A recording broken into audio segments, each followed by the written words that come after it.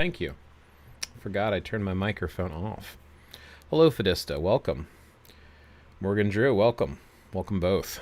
So there's a good 2 minutes at the beginning of my video with absolutely no audio. So let me begin anew. This is an unplanned stream, obviously. So I just kind of threw it up last minute. And I've been spending some time really thinking about spirituality, religions on a whole. And the more I think about them, the more I start to dislike organized religion and spirituality, and instead regain a newfound appreciation for the individual spiritual path. And what I mean by that is, I feel like in every case of an organized religion, whether it's New Age or one of the more classical, well-known spiritualities, they're facing the same problem. People are telling you this is what's true, and this is what you should believe, and this is what you should do. And in most cases, you're not supposed to question that. I've seen some videos lately, because like many others, I look at videos, and I hear people repeating and regurgitating information. And most of my videos have been focused around that lately, whether it be lives or little shorts, is the fact that people regurgitate information without asking the why. And I'm not criticizing any one spirituality. I'm actually, I'm trying to state up here with these talking points and have an open dialogue, which, by the way, feel free to jump and share your thoughts. Agree, disagree, share your own personal experiences. But I feel like people don't question anymore. And I know there's exceptions. I know there's plenty of exceptions where people actually do question where things come from and they want to know why. But I also see and hear a lot of people that just repeat. Recently came across a thing on TikTok. Don't know why I spend so much time on TikTok. Probably because they're short and quick videos. Same thing with YouTube Shorts. So sometimes it's more gratifying to quickly get through a topic and then go to the next one and not waste a lot of time on one that seems mundane, boring, or just not real in depth. And in this particular one, this individual was talking about the Web of Weird. Now, for those of you not familiar with the Web of Weird, it is a symbol. Probably should pull this up, because I actually saved. That's what I've been doing, is I've been saving some links. So let's see, Scandinavia, symbols, Web of Weird. And this, which websites do I want? This is one website. You know me, I like to share sources. And that's the thing. It's like, if people are going to talk about stuff, they should share sources. Now, this individual did actually clarify in their comments, but their initial posting on the Web of Weird really got me thinking, like, well, what is this? I've never seen this symbol. And my big thing when it comes to looking up, I don't know, anything, is to try to find original sources. So let me get a browser view. Let me pull this up to the front, so I'm going to hide my face for a second here. All right. So I will paste all these links. So here's one website to the Web of Weird. This is the Web of Weird here. This is the image. Here's talking more about it in detail, which I'm going to reference this a lot because I do like this guy's site, this Daniel McCoy's website here. And I actually have his book that you see over here on the left-hand side, The Viking Spirit. It's actually pretty decent. But my point of bringing this up is, what is this? And the person who was discussing this in the video was talking about how important it is for modern pagans. Now, I'm noticing that there's a trend where this new spirituality comes about. Everybody starts practicing it. Everybody has their own opinion on what it is. And it was a lot of Hinduism spirituality. A lot of people were going over to the East to study all these Hinduism practices, Buddhism, Hinduism, Taoism. They were trying to take the Eastern philosophy religions and bring them over here. And you had back in the 60s, you had a lot of folks that were identifying as hippies and whatnot. And then you started getting into Wicca. Wicca was the big thing.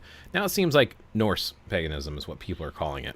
So this Web of Weird supposedly is basically like a connection of a whole bunch of different runes, both from Elder and Younger Futhark, combined together. Now here's the problem. So to begin with, and I'll reference this page here, the word weird is an Anglo-Saxon word. It's not even an Old Norse word. Right here. So, Old English, weird, is it's a Saxon word, right? And then the two that you'll find in Old Norse are Urður and Orlog. Urður, I believe, basically translates to fate, and it's actually one of the names of the three Norns as well. I think you can find more about that down here also. So there's the three Norns. Now, I've heard Jackson Crawford say that we might be translating it wrong, and it's not that they weave the fate, the webs of fate, but instead they carve it. So it might be carve instead of weave. Either way, some interesting information. I'll share all these websites with you. The reason I'm bringing this up is we're talking about how important the symbol is. And actually, that was the other thing. I'm sorry, I'm not done. Let me say one more thing. So they talk about the symbol, and the individual mentioned, oh, according to myth. What myth? So I wanted to find, like, where does this come from? I want to go back to the original sources. Like, I want to see this in one of the manuscripts from Iceland from the 1200s, or I want to see this in any of the Scandinavian countries, or I want to see it carved into a stone or found in archaeology. None of that. None of that. There are two places that this appears. And you can find them here on this particular website, where basically it's from 1993.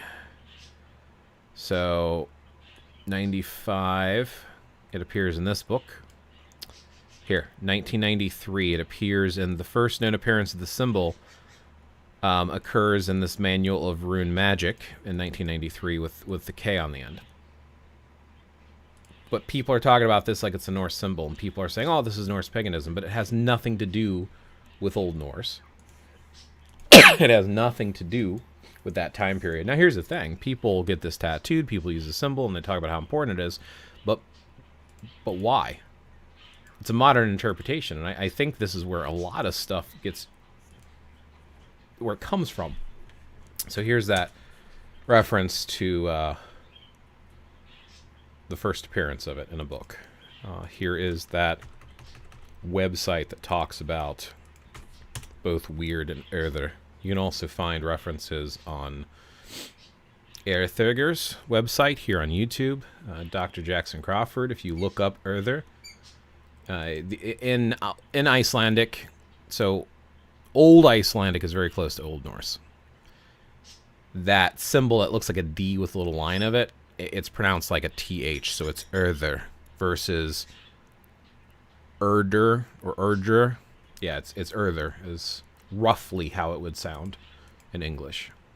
Well, pronouncing it today, I guess. Not really English, is it? Let me give you one more website. So these are the 4 websites I was just looking at. Let me read some comments. We'll make this an interactive discussion, not just me lecturing. Yes, most people in general do not critically think. We have been trained into a stimulus response function. Ingest, regurgitate with no attempt to question the context. Completely agree with you, Fadista. Tara White, good to see you. Hey there, I took your advice to order the book Aradia. Just got delivered Thursday. Can't wait to read it for the Italian point of view. Awesome. Yeah, I think I still have it out here. You can also find... Yeah, it's right here.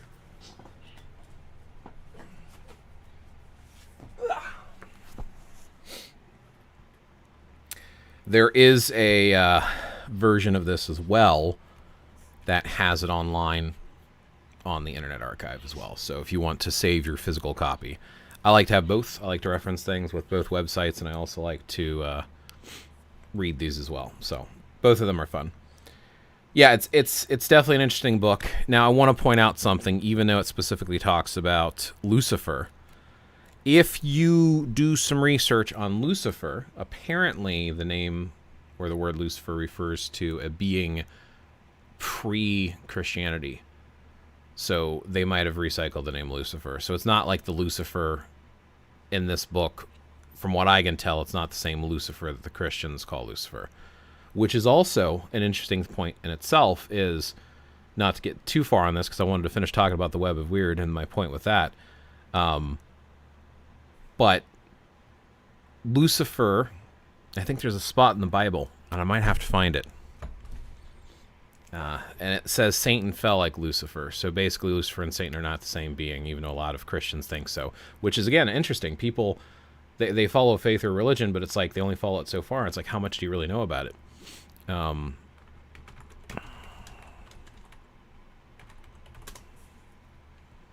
If I can find it real quick, I will share it. But if not, I'm not going to take a lot of time.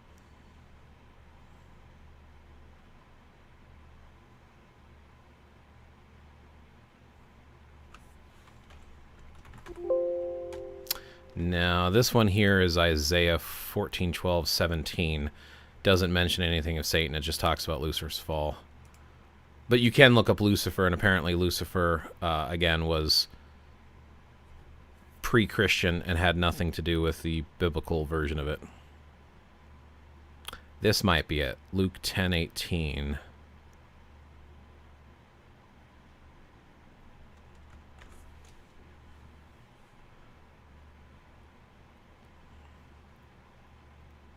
So he told them, I saw Satan fall like lightning from heaven.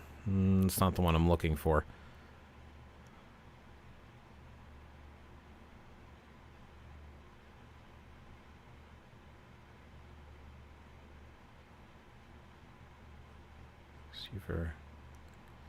I'll find it again. I remember reading it somewhere. And again, if there's not a reference, maybe I'm misremembering. If anybody is a scholar of any of the Christian Bibles and knows the passage I'm talking about, I could have sworn. But I could have sworn there was like a version that talks about them being two completely separate beings. Life of a Magical Girl. Why, hello there, old friend. It's been many years. How have you been? I've been okay. I'm not recognizing your screen name, and the image is tiny, tiny, tiny, tiny. Can you refresh my memory of the last time we spoke? I'm doing good. I'm spending a new journey, and I want to be very clear on something. So, I haven't been comfortable calling myself pagan in many years, and I don't identify with the pagan crowd in a whole, which might be weird to some folks because, I mean, at its core, so my path is my own path. I like to question things, and I like to find wisdom wherever it's at. I don't care what path it comes from. If it's wisdom and it makes sense and there's some logic to it, or if it feels right, that's what I will do. I'm very eclectic, which is a term that a lot of us started using. And eclectic means like mix and match different things together, so you learn from a whole bunch of different sources. So I'll throw all sorts of stuff. I would say that for the most part, I believe that polytheism is one way of personifying the way that I view divinity. But I think divinity is there, and people interpret it in their own path. So that's why I'm talking about a lot of this. So I'm not talking about a lot of this to deconstruct it, to say modern New Age neo-pagan stuff is bad, and I'm definitely not attacking Christianity, depending on where they take it, because some of the nicest people I know are Christian. The majority of the United States is Christian, and I don't have a problem with that. I have a problem when people attack or fight each other. I've actually spoken with, seen other people speak, and talked to people that are Christian, and some of their core beliefs, it sounds like some of the way that neo-pagans, New Age individuals think. They just use the term God instead of gods. And that's what I'm trying, that's my point of this. I'm not trying to say I'm all powerful and all knowing and all wise and come watch my YouTube videos and channel because I know everything. Instead, I want this to be a collaborative conversation of, I'm thinking of this. And when I was seeking, back when I was 18, wow, many, many years ago, I was at math, 23 years ago. Ooh, no, yes? Yes, 23 years ago. Ooh. But I was having difficulty finding stuff. I had like Llewellyn books and stuff. So I want to avoid that for other individuals. And we have gotten to a point in modern New Age neo-paganism, or any of the polytheistic paths, that individuals don't have much to go off of. So you have sources from late 1800s, early 1900s. That's about it. But now, if you think about it, late 1800s, we're getting to the point now where we're hitting about 200 years, at least 100 years, some of these paths have been around. And we're starting to bury where they started. And I want to uncover that. And I want to help folks that are new find sources for themselves to make up their own mind. And I have a passion about research and history and stuff. So anyway, that's the main point. I just wanted to point that out. Just got here. What's up? Might have a biblical answer. Hey, Grasslands. So I was talking about, just right now, we're talking about the Book of Aradia. also known as the Gospel of the Witches. And it is a text that I had suggested, and Tara White picked it up, and she's looking forward to reading it. And it has Italian in there. So I question if it's really witchcraft in the book, or if it's Streghiera, which would, as far as I know, Streghiera is the Italian version of what the British English folks would call witchcraft. That's a whole nother topic in and of itself. But in that book, it talks specifically about prayers to Lucifer. But my point was, Lucifer, as far as I know, in the Latin Roman Empire, there was a being called Lucifer that predates Christianity. And I believe in the Christian Bible, there is a reference to Satan falling from heaven like Lucifer fell. So it actually, one passage states them as two separate beings. Now, as far as I know, they are two separate beings, but I don't know the Christian mythology that well, so I can't really say that for sure. So I was trying to look up the Bible passage that translates into English that specifies Satan falling like Lucifer. So I could be wrong, but I can't find any I don't remember any passage from any of the Bibles that specify them being the same being. But it seems like most of society says they're the same being. Because again, they don't question. They don't ask why, how, or what. So if you have that, please let me know. Hope 3221. We used to talk about martial arts. I used to practice Yedo. Yes! Been ages and years. And by the way, I do have a Discord if you would like to join the Discord. And I do have a martial arts section. I have actually been practicing Jinfa. So I've got some cutting Jin, I've got a cutting Dao, and I do have a cutting Okatana. Sorry, my allergies are going nuts here, so I'm trying not to drip all over the place. My fan's blowing dust up my nose, so sorry about that. I'm like, and I'm trying to talk. I'm eclectic also. There are connections among many paths anyway. Right. And I have a video here on YouTube where I talk about my mountain theory. And I genuinely believe this. I feel like if you think of divinity, and this is what I use the term divinity, and I think divinity can appear to us in many different fashions. Some people will say God, goddess, gods, goddesses. They might say the force, or the great spirit, or the creator, the great architect, Yahweh, Jehovah, any of that. I really think that there is this divinity we don't understand as humans, and we try to tap into that. And the different translations of what divinity is how we get the separate spiritualities and beliefs.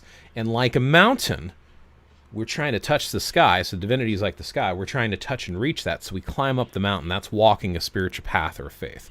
And many people are going to look for a path that was walked by many before. So your bigger spiritualities and religions that have been around for a while have a very clean path. They might have stairs and everything, road sign, benches. So they're like, hey, walk up our path. Don't cut your own.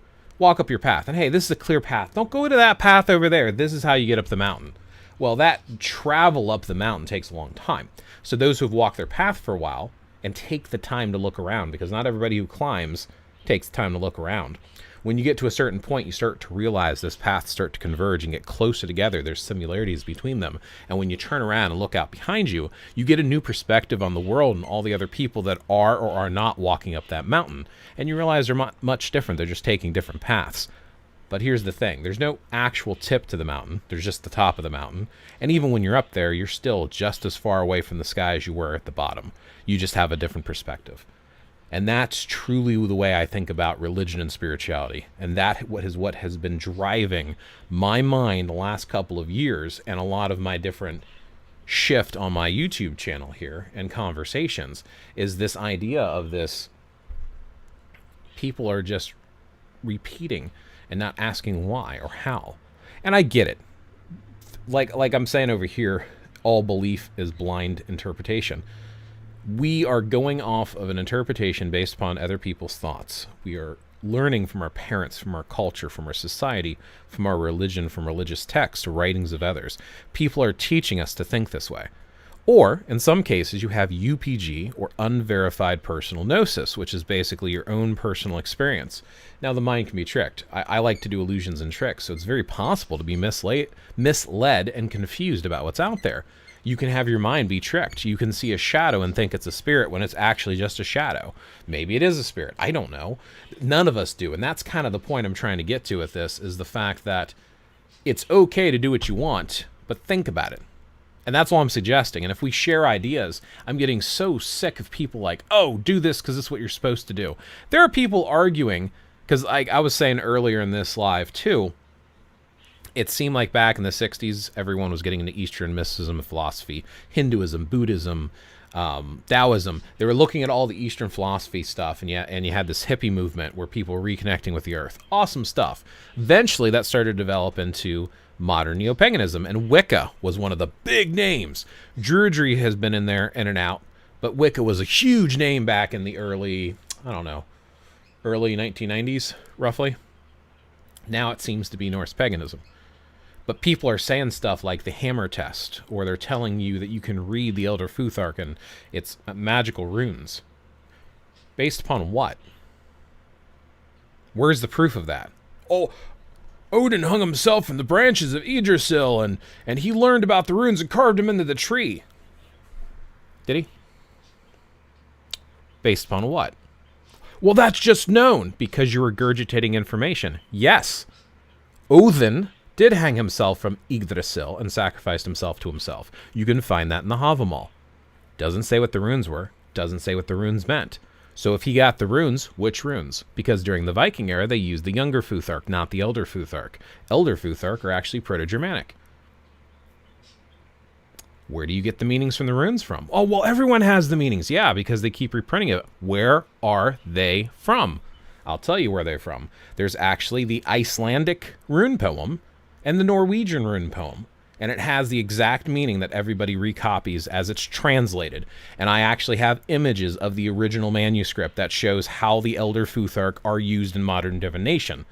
But I think it's from the 15th century. I have to double check. See, I'm looking at my sources because, again, don't just regurgitate, know why. So, Old Norse runes, symbols, Icelandic rune poem here, 15th century. It is from AM 687D4TO. Let me grab you the link for those interested, because again, if I'm going to share something, I want to share references. Let me go to browser mode one more time. This is the original. Let me drag up so you can see it over the top. It's in this top corner here. It is very, very, very hard to see. I don't know if I can zoom in or not. Maybe I can. Nope, I'm flipping the page. I'm trying to zoom in. There's got to be a zoom. Is this the zoom? Yes, okay. Let's zoom in to at least try to help out with this. So right over here in this top left-hand corner, you can see on the left-hand side here, these are the exact runes in the exact order. Now, I don't speak Old Icelandic, because this is an Old Icelandic, but this is translated. This is the translation for reading the runes that you see in all of the rune books out there. It is in this manuscript. It is from the 15th century. Now, does that mean it's not older? Absolutely not, but where's the proof that it's older? Show me the proof. And I will share this link with you. I will share the original, because, again, it is very important that if you're going to do something, in my opinion, I just want to know where it comes from. I want to read this myself, the original sources, and decide for myself. I don't want to just regurgitate it. Oh, let's read the runes because that's what you do. Well, here it is. It's from the 15th century. Long after the Viking era, which ended in the 12th century. So 3 centuries later, and we're just now learning what the runes were? Yes, I will happily join the Discord. Cool, let me share my link. That is the easiest way to get a hold of me. I'm always open for conversations. You have to follow the rules, which is like not picking on people, pretty straightforward. And you have to... let me see, invite people. I'll create a temporary link. No, I want a new link.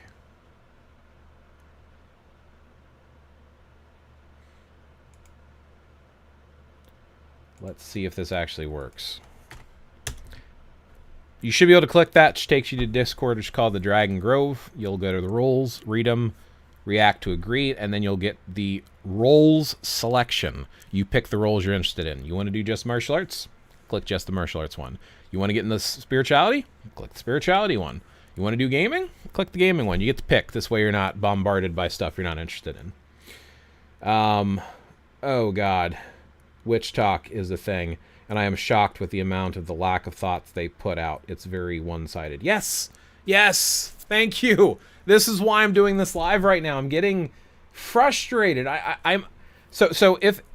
I don't care how old your path is. If you came up with your own path when you were in your 20s and it's only 20 years old, it's a perfectly valid path because you thought, analyzed, and made your decisions based upon your information. I just want to help empower you like I want. This is what I want. I want more sources. I want more things to read and consider. I'll hear people out, philosophy, spirituality, and I'll adapt what works for me. That's the way I am. I'm eclectic, polytheistic, I'm animistic, and I'm monistic. Animistic is kind of the belief that there is a spirit, a soul, an essence to all things, trees, rocks, animals, everything has a spirit. Monistic is the thought process that everything's interconnected. So I believe everything's interconnected. I believe that there's life in all things. I believe that divinity can be personified and viewed as multiple gods and goddesses. So I see all that. And I'm eclectic in the fact that I don't follow one path. And here's the thing. Back in the day, that's all you had. You had your family and your tribe. They taught you what to believe, and you either believed or you didn't. And in some cases, they forced it upon you. We have the internet now. We can share. We can pick up books. We can read other people's thoughts and opinions. I don't care how old they are. I just want to read those sources myself and come up with my own opinion. So that's what I want to do. I want to share that with you. And if you have sources and stuff you want to share with me, I'd be happy to read it and hear it myself. Because none of us have the answer. And I'm hoping together we can find some form of an answer that gives us some peace of mind, because we don't know. This is all... I think, yeah, okay, I can do this. Right there, that line. All belief is blind interpretation. All paths are made up. There is no one true path. That's my opinion. That's what I truly believe. Anyway... Yeah, but witch talk, Norse talk, all of those, it's filled with so much regurgitation without knowing what or where or why or how. Who told you that? How do you know it's true? Stop repeating it. The web of weird thing I was just talking about earlier, from 1993.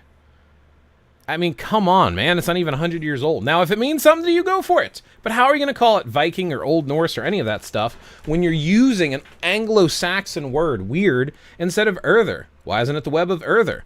Why don't you take, however, I don't know how to say web of in Icelandic, but here, let's use Google Translate at the very least. English to Icelandic. Web of weird, at the very least. Or her web of fate, because that's what weird is supposed to be anyway. Oh, wow. Apparently there is an actual word for that. And if I flip it around, web of fate, there is an actual Icelandic word for that, which looks like Orlagaviður. Orlagaviður? Orlagaviður. Yeah, okay. That is definitely a more difficult to say Icelandic word. So apparently there's already a word for it. So why are we calling it the web of weird? And then calling it Old Norse. Like, call it for what it is. This is a modern thing. I'm using an Anglo-Saxon word, and this is my modern thing from 1993. Go for it. Okay. Means something to you? You like that guy's idea? I'm not going to criticize you for that. I will criticize you if you try to sell it off as being from the Viking era or being Norse. No. I'm going to call people on that. Misinformation sucks. I have spent so much time studying misinformation and wrong information, and I'm repeating it, and then I'm having conversations with other people, and I'm like, nuh-uh, and then I realize, holy crap, I was wrong. My source was wrong. And that's the other reason I like to share my sources. I was actually just talking to another person, one of my comments here on YouTube, and so one of the things that I like to do is I like to look up etymology. So there's this website, if you just Google etymology, right? Etymology.com as an example, and it redirects you like, okay, that's not the website I was looking for.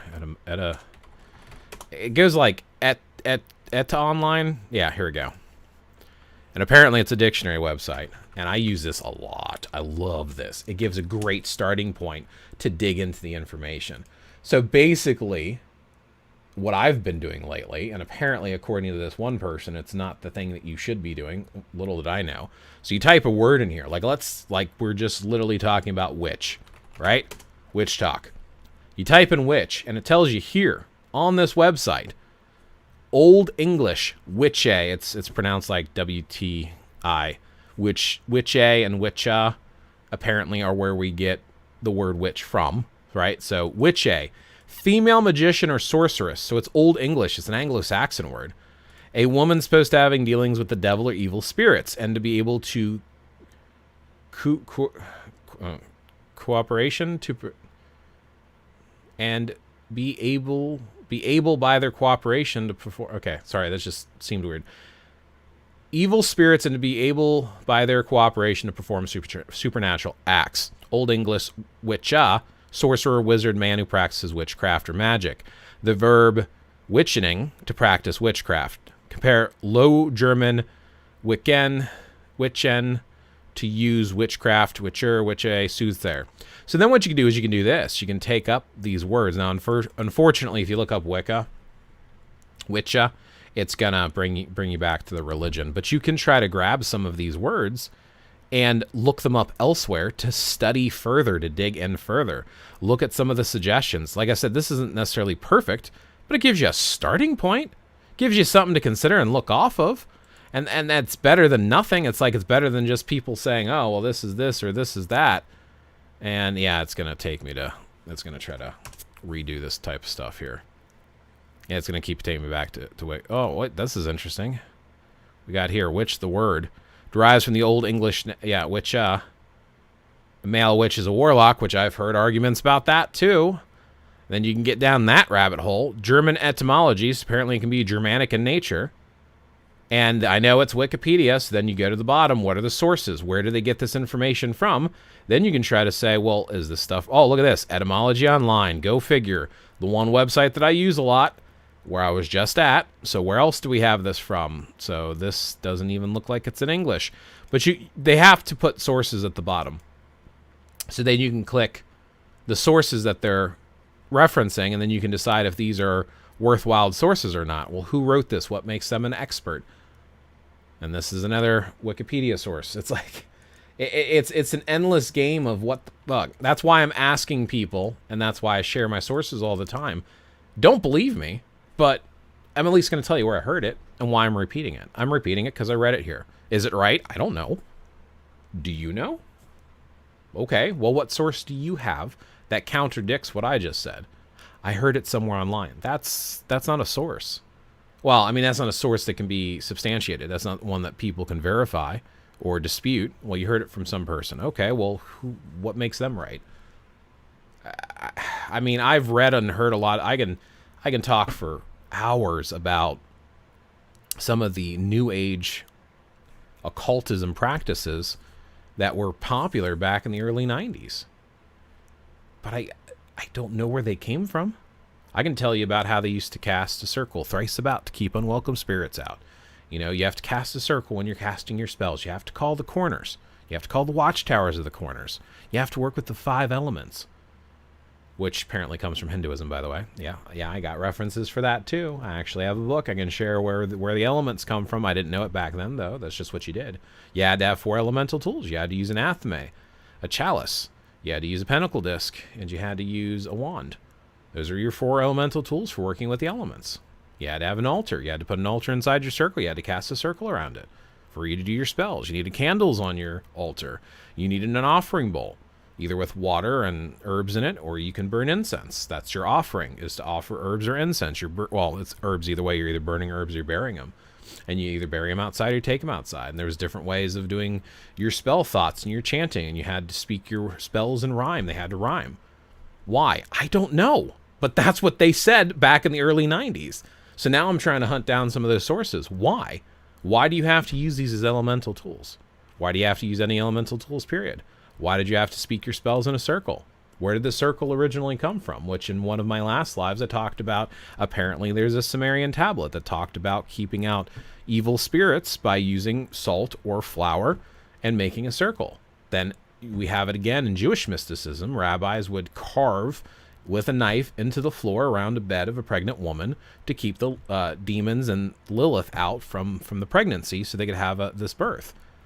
Okay, Now I'm finding some sources. Guess what? Some of those were listed on Wikipedia. Some of them weren't. Some of them had other sites, but check out that live to dig into that more. That's my point of all this. Like, we're never going to have all the sources. Sometimes things are repeated so much we don't know where they originally came from, but then that's when you got to ask yourself if you should believe it or not. So Fadista, it looks like you messaged something, but it was redacted. Why was it redacted? I don't know if there's a way for me to read that. I don't know if you deleted it or if it kept you from posting it. Sorry, I missed that though.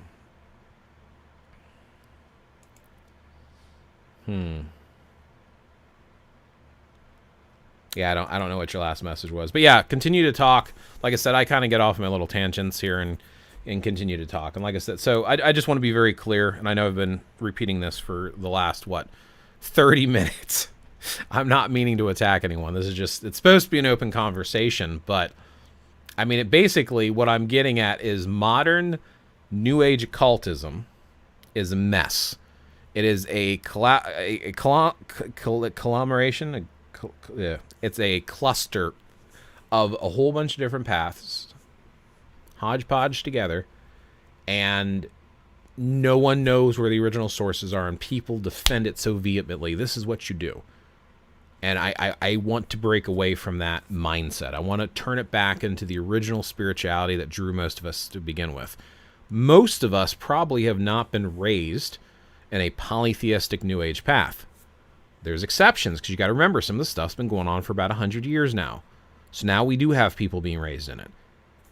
But those people are being raised just like Christians were raised, with no background. This is what you believe because this is what we believe. Your parents tell you, you believe it. I was saying people must learn to verify info. Completely agree with you. Hey, Pagan Coffee Talk. Yeah, I was hearing what you're saying, and I was like, you're right, I haven't gone live in a while. So I figured I'd do an unplanned live and just kind of like open the discussion. And that I wished people would get a sense of how to research and provide sources. Is that taught anymore? I don't know. I really don't. Because as I was mentioning with the etymology website, and I'm finding out, even though I like using some of these sources, and this is where I'm going to, which is why I'm sharing it with you, I'm having a lot of people tell me that these aren't good sources. Okay, then give me an alternative. Now, if you want to just say it's a bad source, well, that's not good enough for me. I'm sharing the source so people can take it for what it is and decide if it's a good enough source for themselves. But until I'm given an alternative, that's what I'm going to go with. Another thing I've been trying to do is I'm trying to look at old writers and old authors, like people that read this stuff. Now, unfortunately, sometimes it's in foreign languages, and I have to trust translation. And anyone who's watched any of my videos for any length of time know I hate translation because you lose so much in the meaning. Sometimes you just don't have words to in the language you're translating it into, and that I wish. Okay, I read that. I've been raised Christian from NZ. However, we have our own pantheon in our culture, but of course Christianity treats it as heresy. But it's time. NZ. New Zealand? Yeah, I was born and raised Roman Catholic from my dad's side of the family. And I was sent to classes, Sunday school classes, to learn about Christianity and Catholicism, specifically Catholicism. And the more I learned, the more I questioned. They didn't like that. Now you're supposed to do it because this is how it is. And I remember when I started getting into energy therapy, etheric touch, spiritual healing. Eventually I got into Reiki, which I think that's kind of a scam in my opinion. Now, if you like Reiki, that's fine.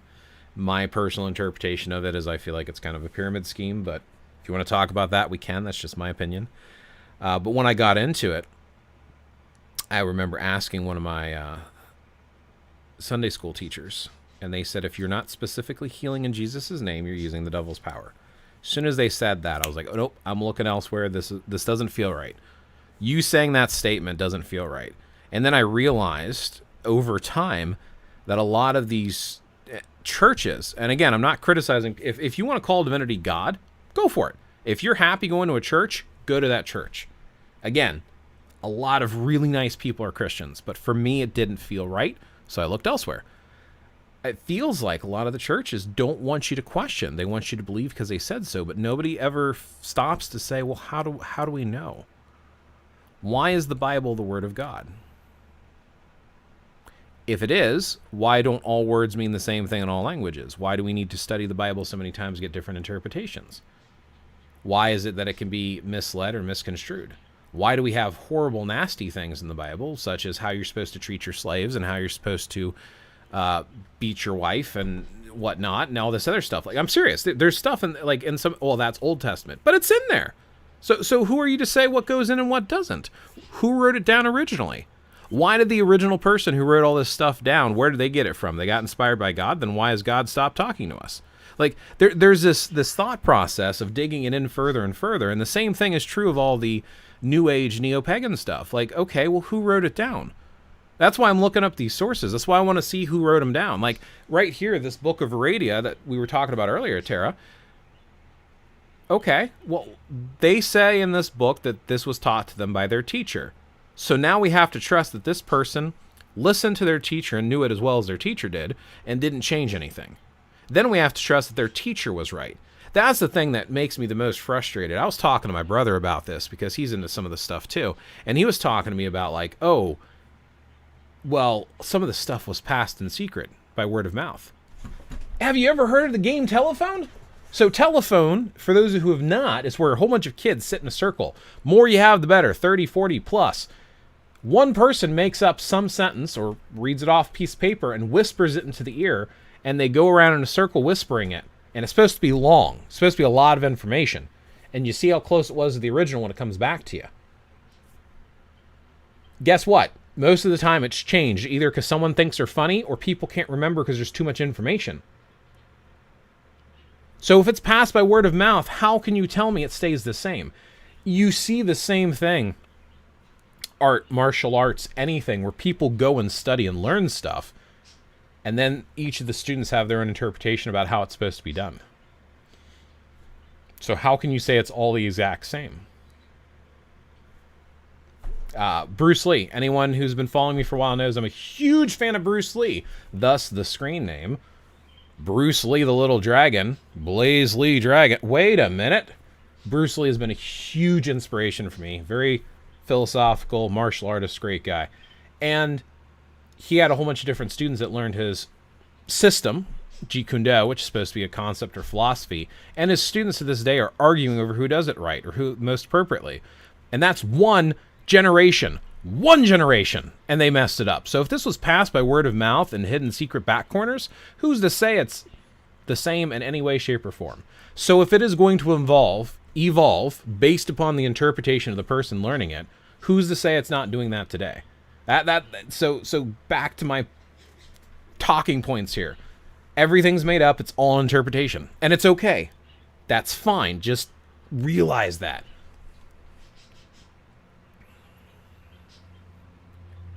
My opinion is if there are questions, there can be flaws found in their beliefs. I agree with that. I do. I really do. My study of the Bible as an adolescent led me down a path of questioning. Now my whole path is one of questioning. I like that because I think true learning is about questioning and learning how to question and think for yourself.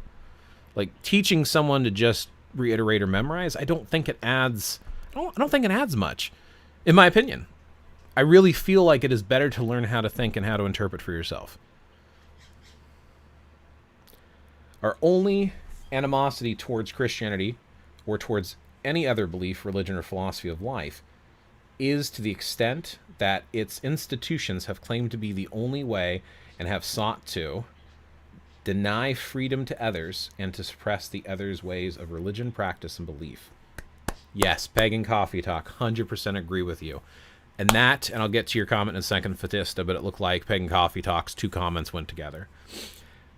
Actually, I'll read yours and I'll jump into it, actually. Christianity seems like a combination of Greek, Hebrew, Zoroastrianism, and other beliefs. Maybe this is why it was so widely spread and now so many denominations. Right. That's actually another good point. It was the denominations of Christianity. If it's one true word of God, why aren't everyone doing the exact same thing? Why have we tossed things out? Apparently in the Middle Ages, and you can look this up, there was one religious person in England who outlawed Christmas and pie because they were pagan. Now we do them again. So it's like, okay, what? And then I completely agree with you. And that's my biggest problem, Pagan Coffee Talk, with any spiritual path, is leaving people alone. And I've met, and this is why I guess I get so protective over Christians. The vast majority of the country are Christian just because that's how our culture is. A lot of them that I know personally don't go to church. They don't read the Bible. They're just Christian because that's just how they were raised. They treat other people good.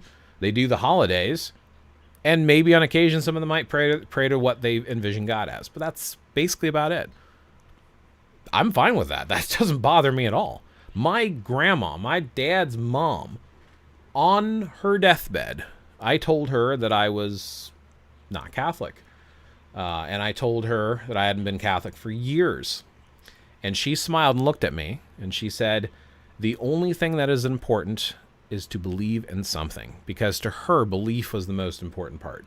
You believe and you're a good person and you're fine. That straight from her mouth.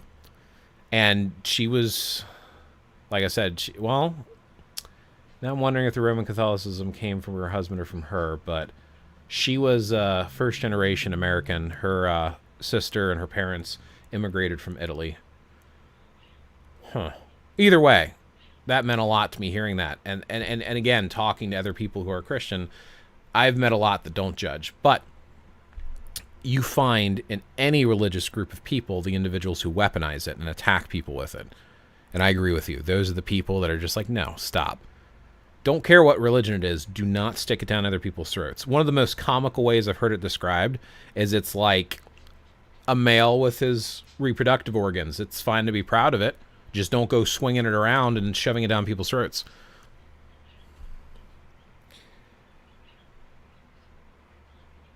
Thank you. Absolutely. No, thank you. Louis, good to see you, man. So the basic topic right now is we're having an open discussion about the fact that there are a multitude of spiritualities and faiths out there, but at the core of it, they're all pretty much made up. They're all the same. It's our interpretation as people of how we can connect with something that we'll never understand, which I personally choose to call divinity. And I've noticed that in a lot of, and you've heard me talk about this on my streams with Marvel Future Fight, is there are people, both of the New Age persuasion and old Christian thoughts and practices, that have a tendency to act like their path is the only one that's right, and that their path did whatever they're doing first. And I'm finding, actually, this brings me to another great point. A lot of practices, like I hear a lot of neo-pagans today say, well, the Christians stole whatever from us. No, they didn't. I really do not believe that the Christians stole Christmas or Halloween or any of that stuff. If anything, the Christians kept it alive because they kept practicing it. And it's a cultural thing. In my opinion, the holiday celebrations transcends religion and spirituality. You can do the same practices and just call it something else, and it fits with these different practices. Like you could, like, take Christmas, for example. I don't celebrate Christmas because I'm not Christian. Do I have a problem with other people celebrating Christmas? No. Do I think Christmas is pagan? No. I think Christmas is however you want to celebrate it. Now, if you look at different parts of the world, or if you look at different spiritualities and cultures, you will find a winter festival celebration all around the world. In Iceland, where my mom was born, they call it Jól. They'll say Gleðileg jól, which basically translates to Merry Christmas. Jól is what they used to call it back in the old Norse days as well. This has always been that way. In Iceland, they celebrate it on the 24th. They don't even do it on the 25th. But it's still pretty close to what we do here in many ways. They have their own dishes and stuff, so it's different enough. If you see how they celebrate Christmas in Japan, decorations and food vary because cultural influences. In China, they have a celebration called Dungze. Dungze translates to winter solstice. And they will take, one of their traditions is to take this water with these glutinous rice dumplings, and they put it in sugar water, and they'll share it, and they'll eat it. So, like, you'll have a bowl of these little dumplings, and you'll spoon some off to your family, they'll spoon some to you, and everyone shares with their bowl, because it's a thing about giving, and then they eat the sugar dumplings together. And then you have Wiccans, or other pagans today, that will do Yule, or winter solstice, depending on what they want to call it. In Druid circles, specifically in Obod, they call it Olban Arthur, which is Welsh for the light of Arthur. So it's like, and theirs usually is around the 21st. So it's like, can you say that the traditions and things that they do, like what does the tree have to do with Christ? Sure. Presents have to do with Christ? Okay. I actually talked to a Christian once, and they said the reason they give out presents, specifically in their family, they give out 3 presents to symbolize the 3 presents brought to the Christ child.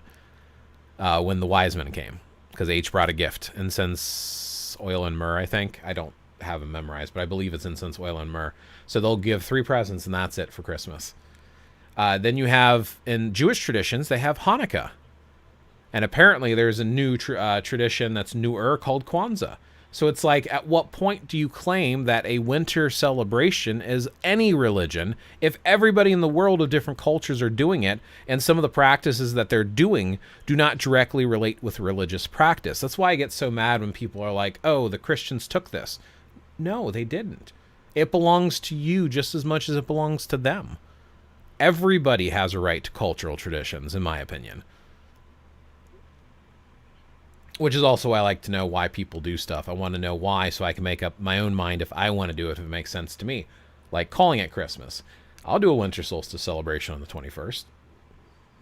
But I don't do anything on the 25th. If anything, we have Chinese food and movie night. And we'll usually watch some sort of movie that's usually considered a Christmas movie, but we'll just sit at home and watch a movie and have dinner. That's it. We do all of our presents, gift giving, and celebration and drinking and seeing family on the 21st. Because I've researched, I've made a decision what makes sense to me. Me and my family agreed on what we're going to do, and we do it. I mean, I love faiths, and I find people that have their faith is super interesting, but personally, I've never really had or felt a draw to a particular faith. I don't think there's anything wrong with that. I feel like with my generation, it's quite common to be faithless in terms of beliefs. I agree with you. I think a lot of modern society, I've noticed a lot of younger generation are just kind of doing what they want, or they're becoming pagan. I'm seeing a lot more pagans speak up. Like census-wise in the U.S., it's like less than a percentage of the country is supposedly some form of pagan, heathen, polytheist. But then again, it could be ones that identify themselves, because a lot of them might not want to identify themselves. I don't know. I can see similarities in the Eastern Orthodox, Zoroastrianism, and Neo-Druidic rite styles. There are always connections if you look deeply. Right. And I mean, I in one of my videos I was talking about, I saw some prisoners practicing I don't even know if it was supposed to be a Satru or Alsatru or foreign Seath, or if it was supposed to be heathenry or Norse paganism, whatever it was. But they all stood around before a giant hammer on the wall behind them, and one guy had a hammer raised up over his head, and they were all wearing Mjolnirs. And it felt very Christian. Like you could literally replace the Mjolnirs with crosses, and it would look just like a Catholic church. And I'm like, so you're practicing Christianity with a different name, basically. I'm sure they wouldn't want to hear that, but if you look at it, it's like, okay. If you look at Druidry, or Druidism, because there is a difference, 300 years ago or so in Wales, if you go back to Iolo Morganllwg, he's teaching these different practices and principles and learning about them and reading the old poems and stories, and they're basically reinventing a modern Druidry, which, by the way, they wouldn't have been called Druids in that time period. Surprisingly, could be a video in and of itself. But apparently the term Druid basically meant the same thing as philosopher or sage. They looked at it not as a religious thing. And in fact, a lot of the Druids back 300 years ago, when they started doing the modern revival movement, were Christian Druids. It hadn't been till more recently when you have individuals like Ross Nichols, who was talking to Aleister Crowley, or Crowley. I think it's Crowley.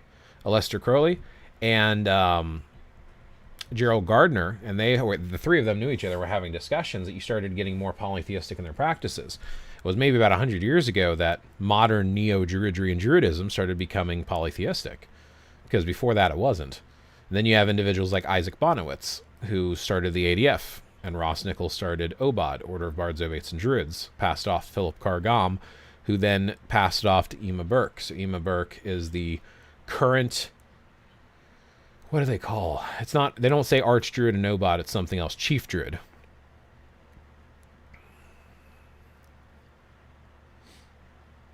Celebrations of fertility, of harvest, of the coming or going of the sun.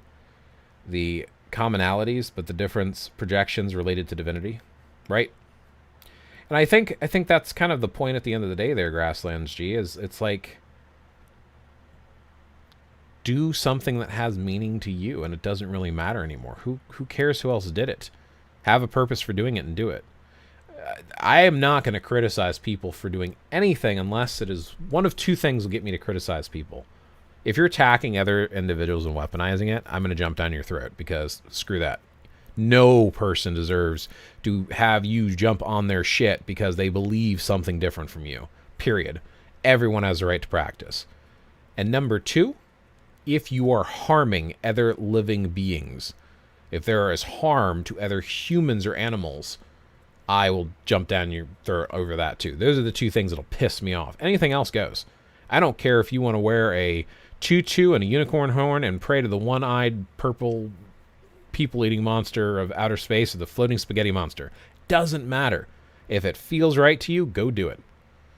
Oh, yeah, sharing harm and sharing misinformation. I don't like misinformation. When people share information and they try to act like it's fact when it's opinion, I don't like it. I mean, respectfully, I say all this, but I am also incredibly uneducated when it comes to the matter, but find it interesting nonetheless. But we're all uneducated. Only things that we know is what is being taught to us. We are learning it, we're being told it, we're reading it, we're hearing other people talk online, which is why I insist on sharing sources and getting new sources. As I'd mentioned a little bit earlier, I was raised specifically Roman Catholic. Okay, everything I learned was told to me by the specific church that my family chose to take me and my brothers to. We don't know, we're told. Then I decided to look on my own, so I started looking at Llewellyn books and talking to people at psychic conventions and psychic festivals.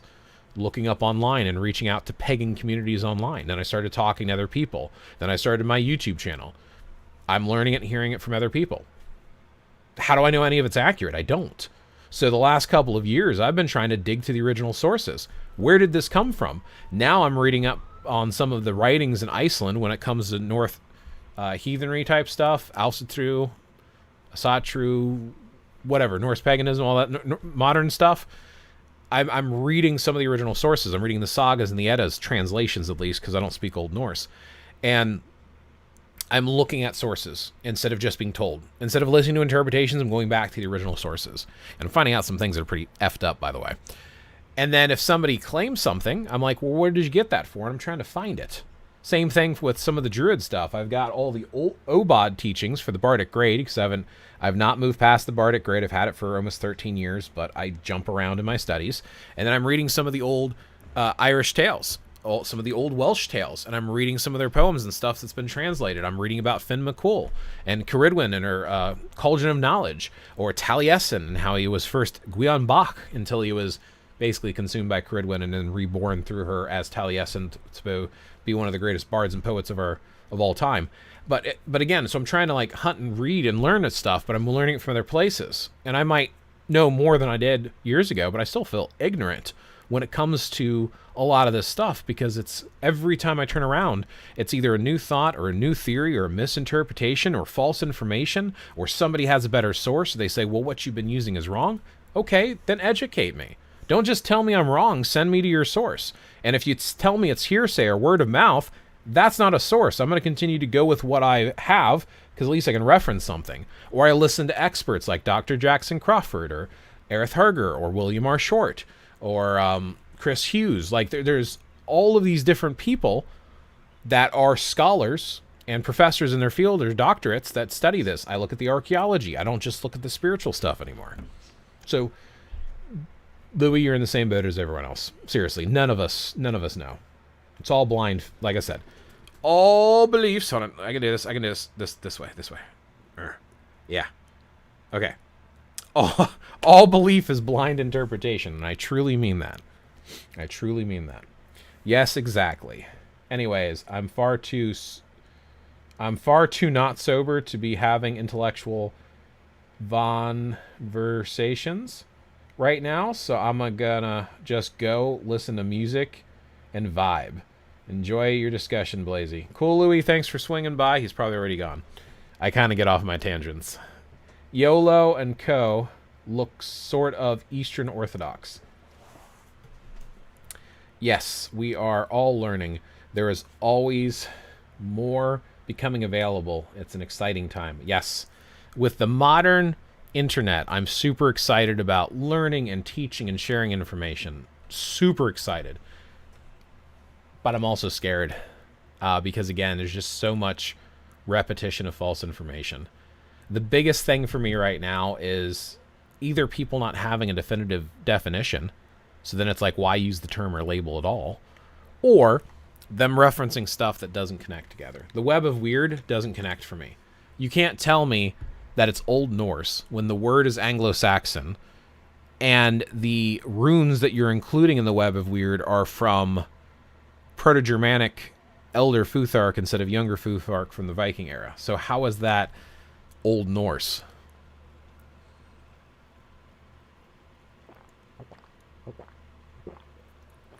Or if you have stuff like a lot of people today are starting to refer themselves as Vitki, which is apparently is like an Old Norse male magical practitioner. Apparently, it's like saying wizard, I guess, or Volva, which a lot of people are interpreting as a Norse witch.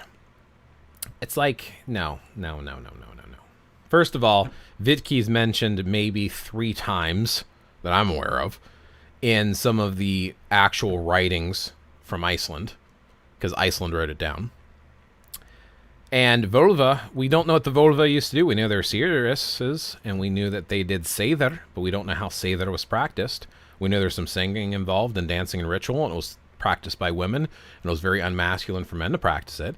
We don't know how it was actually done, though, but people are using these terms and trying to revive them like, oh, I'm a Viking witch. And it's like, okay, well, what does witch mean?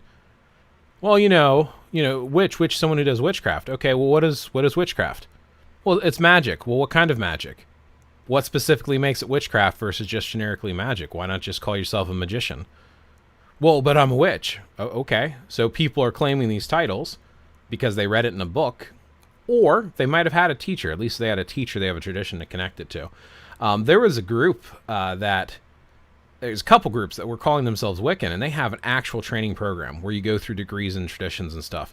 Now, in that case, okay, so you have something to tie it to. I don't care how old it is. It doesn't matter. Granted, I might want to know, like, okay, well, how long has this group been around for? Oh, we've been around for 2 or 3 generations. Okay, not a problem. I just started it. Okay, that's fine too. But at least you have something to tie it to. Versus just a random person picking up a book, claiming a title, and not being able to find what it is. Now you're just that because you say so. And this is this type of stuff that's spreading online through TikTok and through YouTube, is people just claiming because they're making the claim. Causes more confusion, in my opinion. So now you have other people that are wanting to get into this. I want to learn more. I want to become a witch. How do I become one? Oh, you just say that you are. That doesn't help. That doesn't help someone seek or learn. Give them sources or resources. If you are a witch, why are you a witch? At least a Norse witch, give some direction. Then you can give some guidance to say, oh, it's basically magic as it's being reinvented for modern neo-pagan practices. Okay, fine. Give them some sagas and eddas. Okay, fine. Give them some books to read, even if they're modern books. Let people know what they are. Just share, That's my dog in the fight, so to speak, as they say. This is what I'm going for, is sources.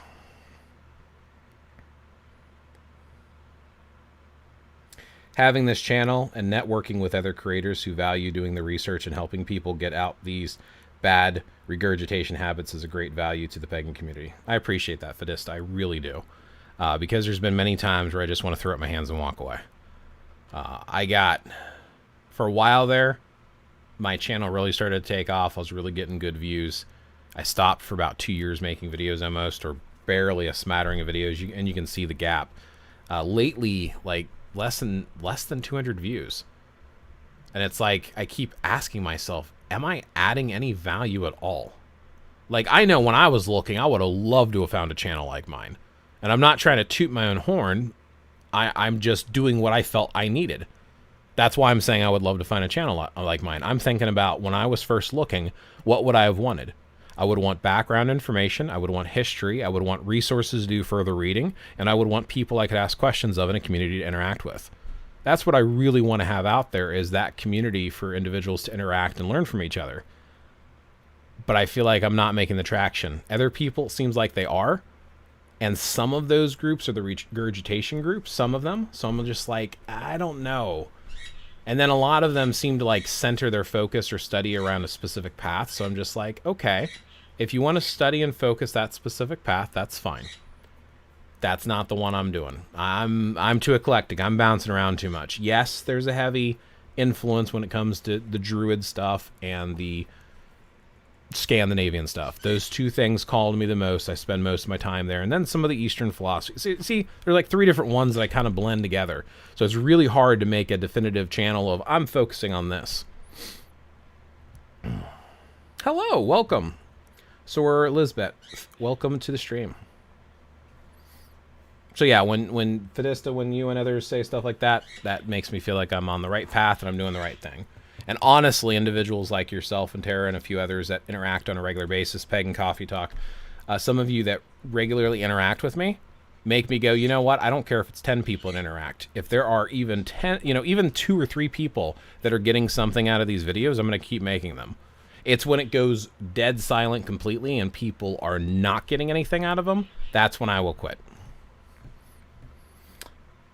Yes, you're adding value. Try to hang in there. Just keep with it. It will build up in time. Yeah, I need to be more consistent too. Like I said, Pagan Coffee Talk messaged me the other day, I assume Pagan Coffee Talk, you're still doing your videos and you're still doing your podcast.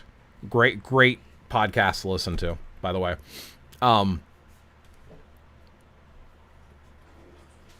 Made the point of I need to do another live soon, and I haven't done one in a while.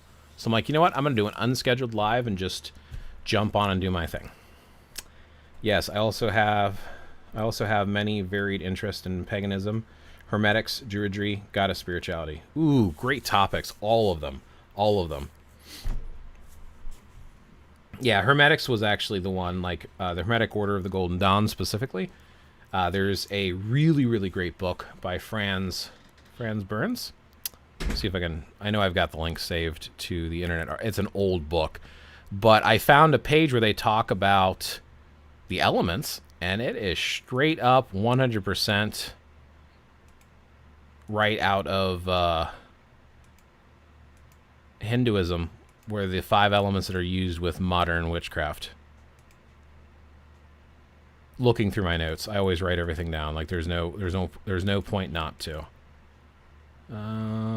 Here it is. Initiation into Hermetics, a Practice of Magic. Was written in 1987 by Franz Barden, who is actually from Czechoslovakia, I believe.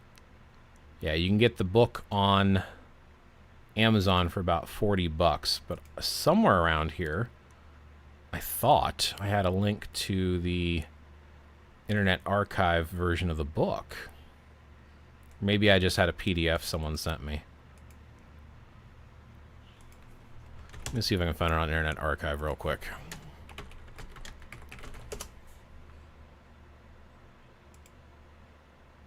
Yep, it's on Internet Archive.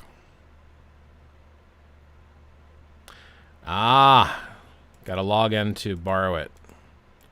So I don't know if there's actually... And this is a 1981 printing. But anyway, there is a page in here that specifically talks about the elements and the 5 elements, and they're basically, it shows the Indian name. Hold on, here's one for Open Library. No, I gotta sign in for that one too.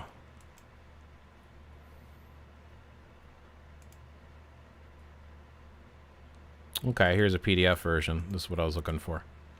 You find the section on the elements. So this is section 1, initiation and theory practice. But this is kind of my point. You can trace a lot of the modern practices back to, here it is. This is what I was looking for right here. And you can look this up. I'll share this link with you if you want to see it. Oops, I was trying to drag this to the top. There we go.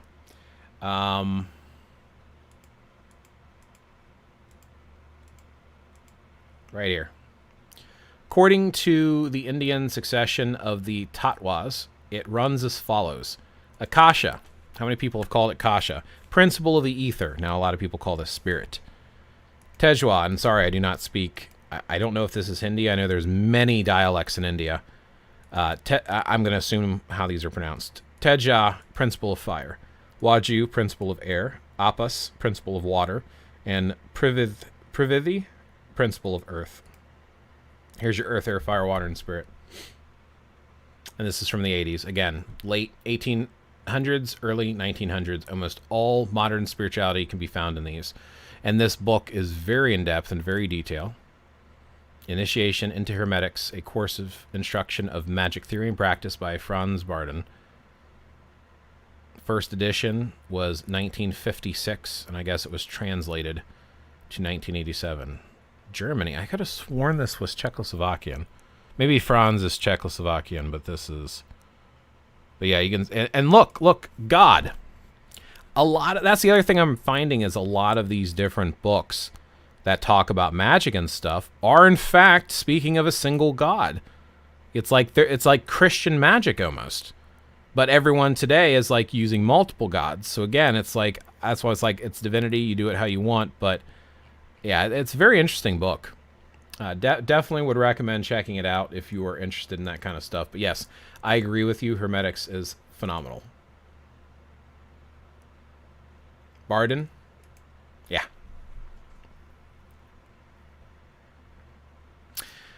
Now, I do know some of you just jumped in. Want to thank you for hanging out. I have been streaming for about an hour and 15 minutes, and I do need to go help my wife with dinner. So I'm actually gonna look into this book. Absolutely. If you want, I'll just give you the link. Sorry, I usually always share my links.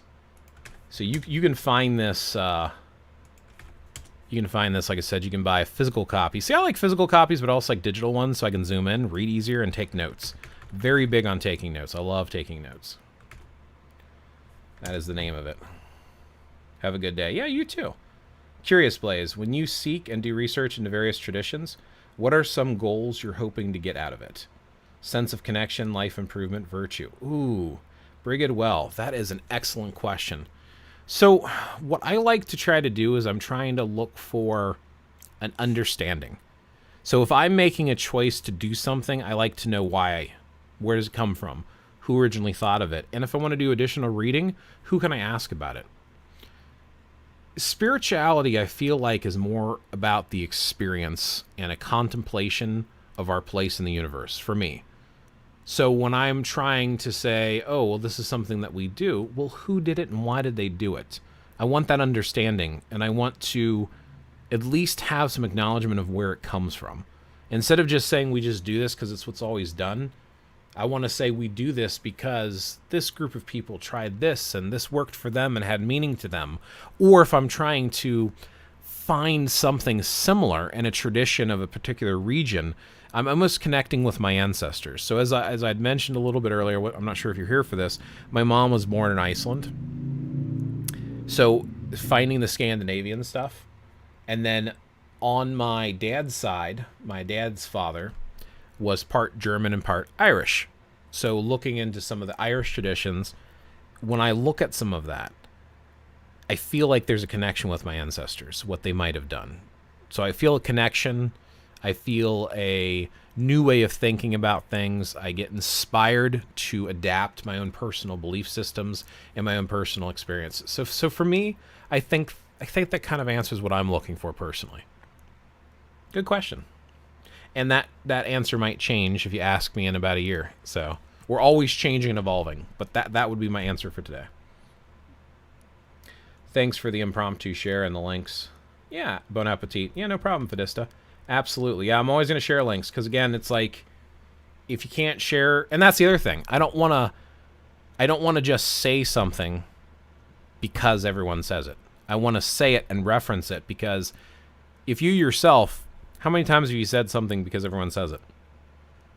Versus how cool is it to actually be able to say, I do this, and this is where it came from. That connection, connecting the dots and having that history behind the traditions you do is important to me personally. Enjoy your dinner. Thanks for sneaking in my question last minute. Later, everyone. Absolutely. Yeah, everyone have a great one. Thanks for hanging out, and I will try to do more lives. I'm trying to do a weekly live if I can. I'm not sure when I'm going to get back to videos, but I am trying to do some shorts. So if you want to support the channel, please go watch my content, interact, leave comments, thumb up, heart, like, whatever you want to do. It's greatly appreciated. On that note, I will catch you in the next one. May your path be a fruitful one. Gotta end with a corner.